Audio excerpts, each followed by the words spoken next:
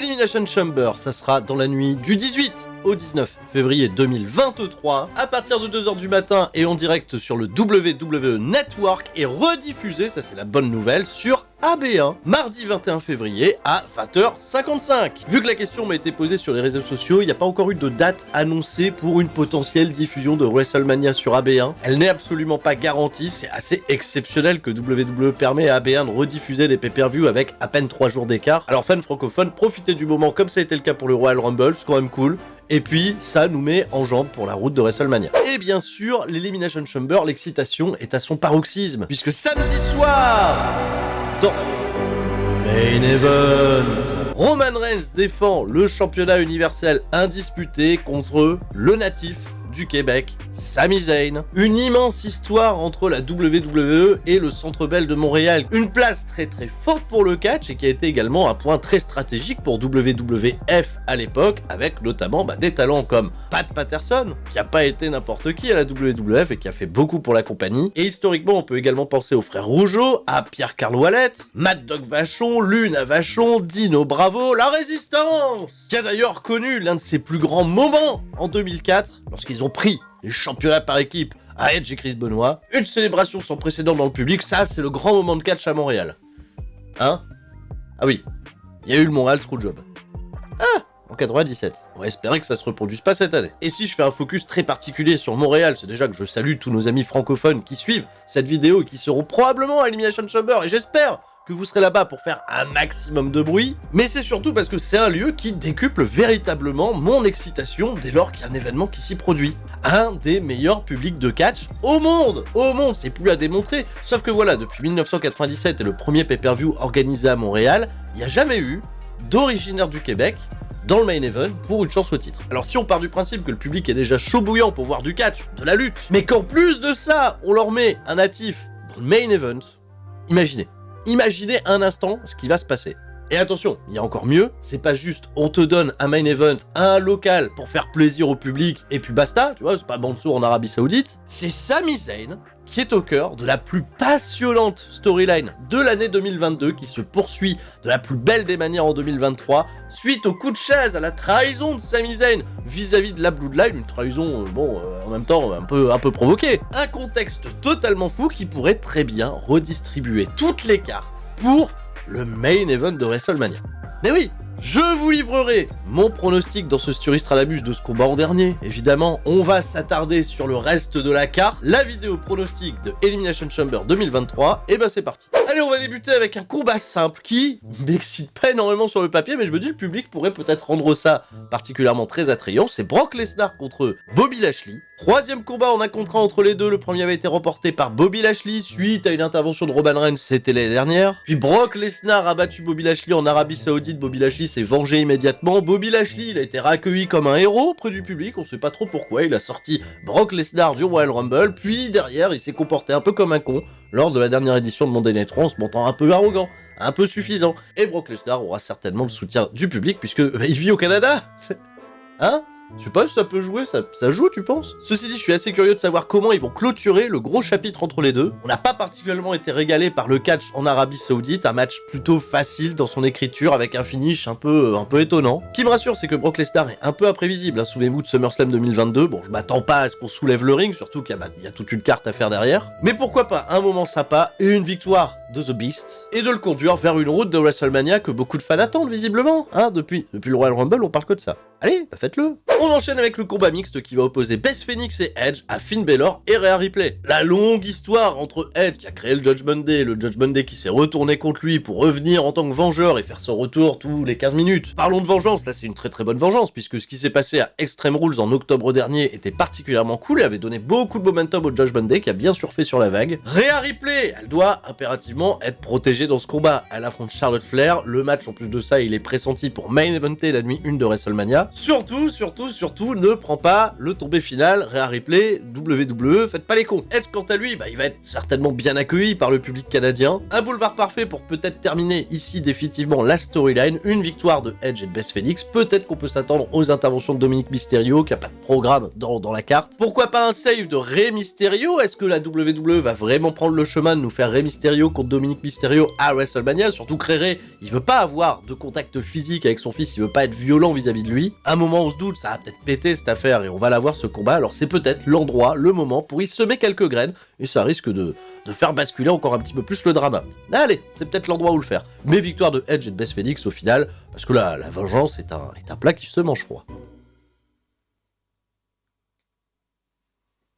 Pas trouvé d'autres... C'est venu comme ça. Il y a que 5 matchs sur cette carte et on va déjà parler des 2 combats Elimination Chamber, la stipulation reine de l'événement. On va commencer par le Chamber féminin, qui a pour but de déterminer une aspirante au championnat de Bianca Belair pour WrestleMania. Carmella, Nikki Cross, Raquel Rodriguez, Asuka, Liv Morgan et Natalya. On a clairement 3 favorites qui se détachent pour remporter le combat. Raquel Rodriguez très bien buildée. Liv Morgan, le fameux projet et ses progrès qui se font sentir. En plus de ça, Liv Morgan, Bianca Belair, ça peut être une affiche assez fraîche. Et puis surtout Asuka qui a été très bien buildée pour son retour au Royal Rumble, à qui on a donné un grosse victoire à Monday Night Raw, mais une grosse victoire qui pourrait peut-être laisser présager qu'elle mettrait quelqu'un over dans ce combat. Malheureusement, j'écarte de l'équation Carmella parce que je pense que pas beaucoup de gens ont envie de revoir un Carmella Bianca Belair, on en a assez bouffé par le passé. Nikki Cross est dans ce combat pour certainement avoir des gros spots, notamment sauter des pods, etc., parce qu'elle est capable de le faire et ça risque d'être très chouette. En revanche, oui, il n'y a aucune pièce pour ma part sur Natalya, et d'ailleurs Natalya, je m'attends même à ce qu'elle fasse pas le match.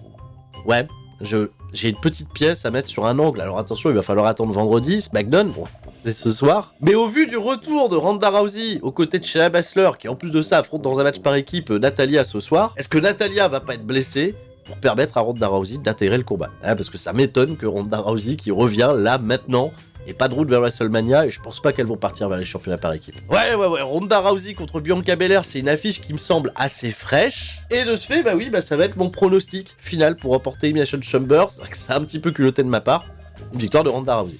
Le Chamber masculin, cette fois-ci, il est pour le championnat des États-Unis. Un championnat, on l'a bien compris, qui a pris énormément d'importance à Monday Night Raw, puisque le championnat universel, il est plutôt du côté de SmackDown, que le championnat intercontinental, il est un peu plus bas dans la carte, mais il reste quand même très bien évalué, notamment avec son champion Gunther qui fait des merveilles. Alors Monday Night Raw, depuis quelques mois, ils ont mis le gros paquet sur ce championnat des États-Unis, et il est aujourd'hui entre les mains de Austin Theory, qui se montre pas être un champion super combatif. Ah ouais, c'est ce que je lui reproche, nouvelle attitude, beaucoup plus déter, il se considère plus le futur mais le présent de la compagnie, mais pour autant, il est encore très portrayé comme un adversaire un peu lâche. Face à lui, de la grosse compétition, puisqu'on a Montez Ford qui va découvrir l'exercice et qui peut nous faire très plaisir au sein d'un tel environnement, ça va être assez intéressant à voir. Johnny Gargano, Johnny Wrestling, qui, je vois bien débuter le match avec un mec comme Seth Rollins, ça va combiner, ça va faire du très bon catch, et ça va donner un petit peu d'espoir aux gens, et en plus de ça, il a des bons souvenirs, je pense, du côté du Canada, Johnny Gargano. Bronson Reed, qui convainc pas encore tout le monde, et notamment le public, mais c'est le genre d'environnement aussi où il pourrait s'illustrer et faire un petit peu inverser la tendance.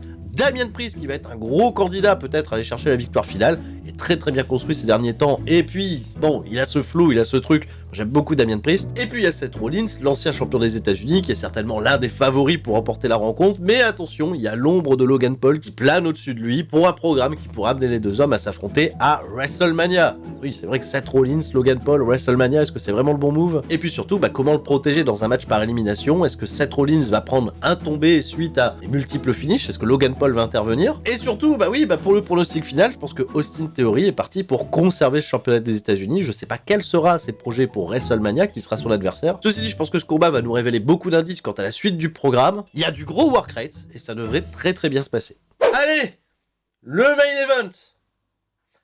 Eh oui. Ah oui, Sami, Sami, on croit en Sami Zayn, Et vu l'incroyable promo qu'on a eu pas plus tard que lundi à Monday Night Raw où Triple H a eu la bonne idée d'amener Sami Zayn pour le confronter à Cody Rhodes pour laisser planer le doute sur une potentielle modification des plans, on est sur un build-up qui est assez similaire à ce qui s'était passé à Clash at the Castle avec la grosse construction de Drew McIntyre chez lui à domicile face à Roman Reigns. Bon, ça s'est mal fini, on sait pas si Tyson Fury viendra chanter une chanson avec Sami Zayn à la fin pour le consoler, mais en fait je dis des grosses conneries puisque y a aucun scénario envisageable où Sami Zayn va perdre le match. Non, je vous le dis. On le sait, Roman Reigns, plus de 900 jours en tant que champion. Il y a toujours un plan B qui se trame, il y a toujours quelqu'un qui intervient, il y a toujours une situation favorable qui lui permet de remporter le combat. Et oui, bah oui, ce règne, il dure depuis 2 ans et demi, mais bon, il n'y a pas beaucoup de victoires clean. Et Sami Zayn, cette année, il aura du backup. Bon, déjà, on se doute, hein, Kevin Owens, il va être dans les parages. Hein. On nous l'a pas montré depuis le Royal Rumble, il s'est pas du tout exprimé. On se doute qu'il va être là pour son pote Sami. Bah, on a vu quel sacrifice il a fait pour lui au Royal Rumble. Donc, à un moment donné, Kevin Owens, c'est ton copain. Et puis, si Kevin Owens vient aider Sami Zayn à Montréal, je vous laisse imaginer le bordel. On sait que Jimmy Uso peut pas intervenir parce que déjà il a eu la consigne de rester chez lui pour regarder à la télévision, et puis surtout il peut pas s'y rendre parce qu'il a commis des infractions qui lui interdisent le territoire au Canada. Solo Sikoa, on sait pas trop quelle est sa position, mais je pense que ça va être le rempart hein, pour faire face à Kevin Owens aux abords du ring. Et la grosse interrogation, elle se pose sur Jey Uso. Où est sa loyauté? Est-ce qu'elle est du côté de Sami Zayn? Est-ce qu'elle est toujours du côté de la Bloodline? Et ça semble être le programme de facilité, faire gagner Roman Reigns après une trahison de Jey Uso vis-à-vis de Sami Zayn, pour évidemment emmener un programme entre les Uso, Kevin Owens et Sami Zayn à WrestleMania. Bon attention, hein, c'est pas mal comme programme. Non, c'est pas mal du tout, mais je suis un peu tristouille. Si ça se passe comme ça, je suis un peu tristouille, parce que Jey Uso, c'est un peu le troisième homme dans cette storyline. Il a une longue histoire avec Roman Reigns, qui a débuté par des confrontations avec son chef tribal, avant de le reconnaître, mais bon, ça a été quand même particulièrement violent, costaud. Roman Reigns, il a pas hésité à l'époque à taper sur Jey Uso. Jey Uso, il a renfermé énormément de rancœur envers lui, et là, tu sens qu'à Royal Rumble, ça a pété. Ça a pété, et Jey Uso, en fait, est-ce que c'est pas lui qui va finir par être le héros de cette histoire? Il a pris conscience de pas mal de trucs, il a step up dans l'acting et dans le game. Je trouverais ça tellement triste que Jey Uso se rallie à la Bloodline comme ça, d'un coup d'un seul, et permette au chef tribal de conserver son titre. Bon, après il peut nous surprendre, hein. Tout est dans la manière de raconter les choses. Souvenez-vous des Wargames, on s'attendait pas à ce que Sami Zayn trahisse Kevin Owens pour voilà, se montrer encore plus impliqué avec la Bloodline. On ne s'attendait pas lors de l'ongle de trahison du Royal Rumble que Jey Uso tourne le dos à sa famille. Alors toute ma question est là, qu'est-ce qu'on doit s'attendre à d'inattendu pour ce main event, pour le dénouement final de ce Elimination Chamber? Est-ce que Sami Zayn va le faire?